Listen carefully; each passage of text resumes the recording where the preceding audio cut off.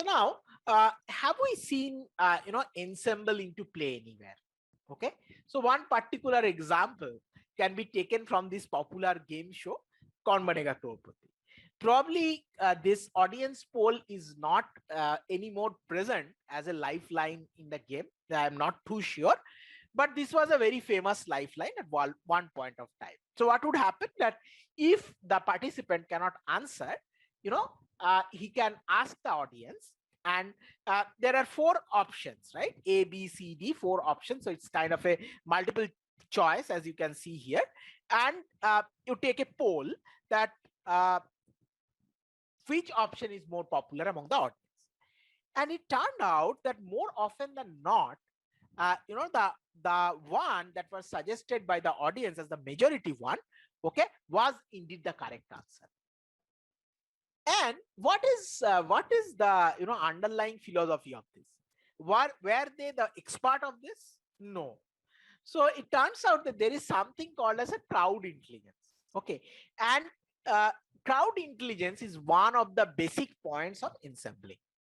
Okay, and today it is a result day across 5 states. Okay, or 4 states and 1 union territory. So this is one of the things I was just looking the other day, that different people have done exit polls. Okay, and then finally to come up with a conclusion, you do something like poll of polls. Okay, so what is being happening? You are actually combining different predictions. Okay, so or like the way we said that there will be simple models, will combine them. So what we see is that this is what is a very very common phenomena across us, that if even you have a let's say if you have a complex some medical condition, or someone has a complex medical condition, so we don't take opinion from one doctor, right? So maybe he has suggested some surgery, right? So you will take maybe opinion of two or three doctors, and then you will decide that whether you will go for surgery, or you will go for medication. Okay, now let's come to some formal outline of the terms. So let's look at the linguistic meaning first. So according to the Cambridge Dictionary, an ensemble is defined as a group of things or people acting or taken together as a whole. So for movies, most of the times we say that it is an ensemble cast, right? So there are a lot of people who are coming in and acting together. Okay, so similarly, that's where that English meaning has been taken literally in machine learning. Ensemble learning is a combination of multiple machine learning techniques, performed together. Okay, so that's why we call it as an ensemble learning. The objective is to improve performance of individual classifiers. And they indeed are effective, because if you follow literature, if you follow what's happening around us, you will see that these ensemble models are actually bringing lot of winning performances. Okay, so some boosting models like XGBoost, like this ML Boost, so or Light GBM. So all these are actually producing state of the art results. Okay, so what is the basic setup? We have seen some classifiers. So what is the basic setup? So you have this kind of training data given. Now you already have a background that what is a training data, right? So what this indicates is there are two classes, and like earlier discussed, you want to find a good decision boundary. So instead of using one particular type of classifier over here, what you are doing is that you are using multiple classifiers. So you are using a logistic regression classifier, SVM, random forest classifier, and some other classifier. Okay, so don't worry if you don't know about these classifiers. We can talk about them. So you actually train all the classifiers on the same data. Okay, now what you do? So if there is a new instance now, so all the models that you have trained, you use them for prediction. So this particular model is telling that this is class 1. This is telling it is class 1. This particular model it is telling as class 2. And this particular model is telling as class 1. Okay, so these are the predictions. Okay, prediction on the new instance. So what you are going to do now, you are going to apply majority voting. Okay, so majority of them are saying it is class 1. So the ensemble's prediction will also be that it is class 1. So that is the setup of a ensemble learning. Okay, so what about regression? So in case of regression, it is not class 1 and or class 2, so you cannot apply a direct majority voting. So you will see that, okay, this is probably predicting 5, this is predicting 6, this is 5, this is 6. So you will take an average and report that, okay, the average is 5.5. Okay, so this particular type of voting is called as hard voting. Okay, so why I am telling this term hard voting, I will explain with another example and it will be more clear to you. Okay, so generally anytime you must have heard the term soft computing. Okay, or you might have heard the term hard clustering and soft clustering. So generally whenever you take a decision of 0 and 1, okay, uh, then it is called as a hard decision, because generally you use kind of a step function. Okay, and if it is more than 0.5, you say it is 1, else you say it is 0.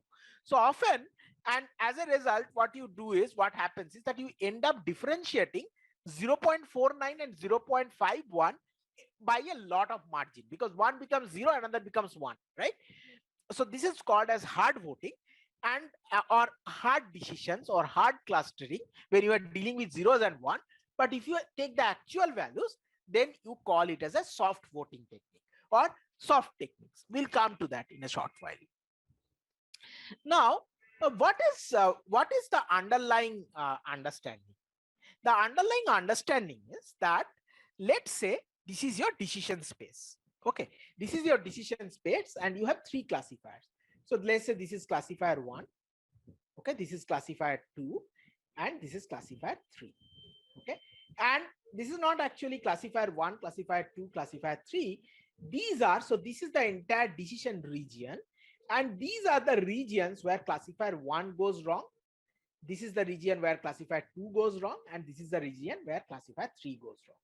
So if I can have such a scenario, or if I can have such a classifier, then what will happen?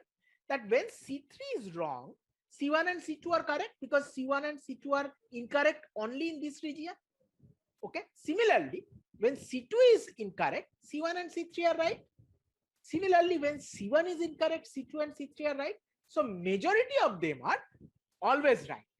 Okay, so even in an individual case, there was an error region C1, there was an error region C2, there is an error region C3. But if you draw a combined error region, there will be there will be no area in that region, right? The area or the area of that particular region is going to be 0. So you want something in this in an ideal scenario like this. The ideal scenario should be like this, but this doesn't happen in the real world. So in real world, there will be regions which are overlapping, error regions which are overlapping. So that is the reason why what you want is, you want the classifiers or the models to be as diverse as possible. And probably this is one of the most important concepts, that if you take opinion of doctors or people who are having similar kind of experience, then you will get similar decision. But if you take decision from people who have different background, then your quality of decision making will be better. Okay, so then the error regions will be non-overlapping. So let's understand the mathematical intuition now. Okay, so what is the ideal case when I will say that the classifiers are completely independent of each other?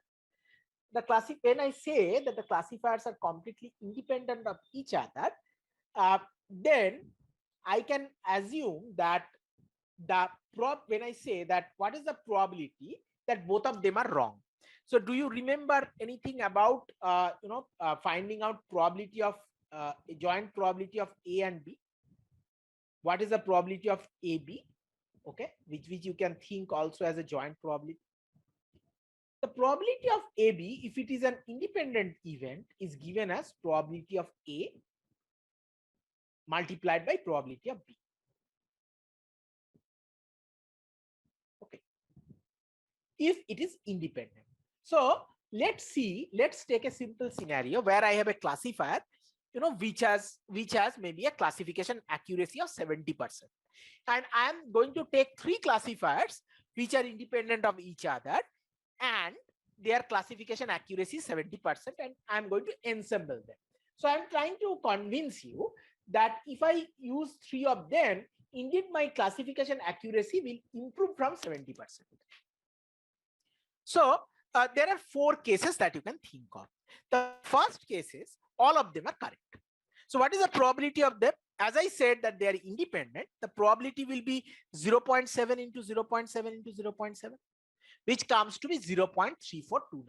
So 34.2% cases or 33.4.3% cases, all classifiers will be correct.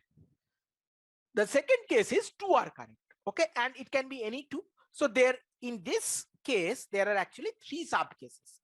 The first sub case is where classifier 3 is incorrect. The second sub case is classifier 2 is incorrect. And the third sub case is the classifier 1 is incorrect. So I do the multiplication and I get 0.4409. What is case 3? Case 3 is 1 is correct. And like the last case, I am not again going to detailed explanation. So the first sub case will be class 3 is correct. Second sub case will be classifier 2 is correct. And the third case will be classifier 1 is correct. And if you do a multiplication, you get the value of 0.189. And the last case will be all of them are incorrect. So which is multiplication of 0.3 into 0.3 into 0.3. So if you add them up, which is again very important, if you add them up, you will see that the value that you are getting is 100%. Okay. Now, in how many cases? So the ones that you see marked in green, these are the good cases because majority of them are correct. And if you add them up, you see that it is 0.3429 plus 0.4409. So it is around 78%. Okay. So it turns out that if I go on increasing my classifiers, okay, if I go on increasing my classifiers, then my classification accuracy also improves. As example, when you have 3, you see that it has moved to 78.3%. When you have 5 such classifiers, it has gone up to 83.6. And when you are using 7 classifiers, you have like 87.4%. Okay. So one question that can come to your mind is that should I go on increasing them? But this is just the mathematical intuition, because if you go on adding classifiers, of course, the computational complexity will go up, isn't it? So the resource requirement will go up. So we'll not end up doing, adding lot of estimators or models, but definitely if they are independent and I go on, adding and just apply simple majority voting, my accuracy will be good. Okay. So another way of looking at this independent classifier is uncorrelatedness. And how can I measure uncorrelatedness? So basically, if you remember that I can find out, I can look at two variables and I can find out how these two variables are related with each other by a simple measure which is called as correlation coefficient. Okay, and here what we are trying to do is we are looking at, so let's say these are 3 classifiers and they make predictions like 1 and 0. So 1 is like class 1 and 0 is class 0. Okay, and how can you find correlation between them? You will take this as a variable, this as a variable, and find a simple correlation coefficient. Okay, so you have taken these 3 classifiers and you applied an ensemble. What was the individual accuracy level of these classifiers? So it was 80% for classifier 1, 80% for classifier 2, 70% for classifier 3. When you have ensembled, okay, what is the accuracy that you have got? You have got 80%. So why is that? Your performance has not improved. You have increased from 1 classifier to 3 classifier, but why it is not improved? Because if you inspect carefully, you will see that the classifier 1 and the classifier 2 has very same predictions. Okay, so that's why they are highly correlated and there is no improvement in this ensemble prediction. Whereas if I have a scenario like this, okay, where you will see C1 has a classification accuracy of 80%, C2 is 70%, and C3 60%, and I combine them, my ensemble performance has gone up to 90%. Why it is happening? Because they are not so correlated with each other. So you might be interested in finding out that is there some standard or formal measure by which we can find out the diversity or uncorrelatedness of or independentness of two classifiers. Okay, so here are a couple of measures. For that, I'm not going into the technical details of this, but one is called as a Q measure and another is called as a P measure. So you need to figure out something like this, which is a contingency table. You find out that how many cases these two classifiers agree, how many cases these two classifiers disagree. Okay, and you would like the classifier to have a good classification accuracy. Okay, but at the same time, you also want that there should be less disagreement between them. So this idea is formalized by these two measures. Okay, and one other effect of applying, so apart from this accuracy getting increased, one other effect that happens is that actually your classifier becomes more robust. Okay, so what is the meaning of more robust? The meaning of robust is that if I add more data, my decision boundary should not change. Or if I, try to find out a decision boundary on another sample, then my, decision boundary should not change too much. And that's what happened over here. Okay, so you have one decision boundary coming from here, another decision boundary coming from here, another decision boundary coming from here, and you will see that this is probably little more towards this negative class, this is more towards the positive class, this doesn't look to be very linear boundary. And when you average them out, okay, using an ensemble, it gives you a nice decision boundary which goes through the middle of the two classes. Okay,